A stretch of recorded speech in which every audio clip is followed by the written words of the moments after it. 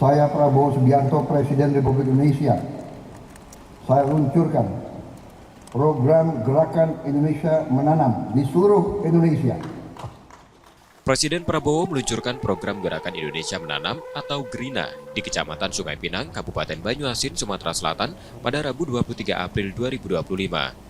Di Sumatera Selatan yang menjadi salah satu daerah percontohan ditanam berbagai tanaman pangan, salah satunya padi apung yang dapat memanfaatkan lahan yang terbatas atau di atas kolam.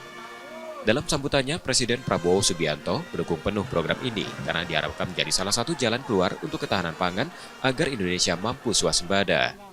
Dengan inovasi ini, kekuatan pangan dalam negeri akan terjaga sehingga Indonesia tak terpengaruh dengan harga di luar negeri yang mahal, serta tak akan marah dengan kebijakan dagang luar negeri. Masalah pertanian ini sekarang adalah membutuhkan sains dan teknologi, ya, untuk kita mampu swasembada. Tiap tahun jumlah penduduk kita tambah berapa? Sekitar 3,5 juta ya tiap tahun.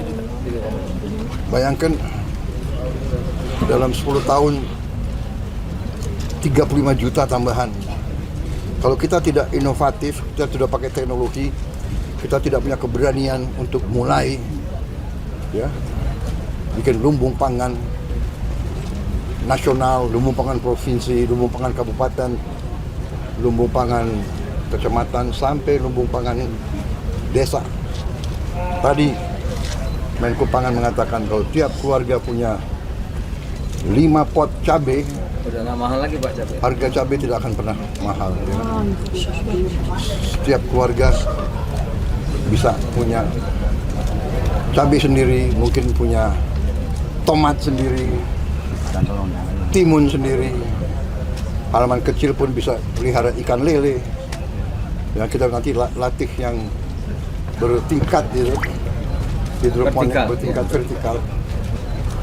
Jadi sekarang ini semua unsur bersatu. Ibarat kita membuat suatu tim nasional untuk mencapai apa yang kita cita-citakan. Di Sumatera Selatan, dengan program ini produksi padi akan naik hingga 25%, dari sebelumnya 2,6 juta ton gabah kering giling menjadi hampir 4 juta ton GKG. Purwantoro, Kompas TV, Banyuasin, Sumatera Selatan.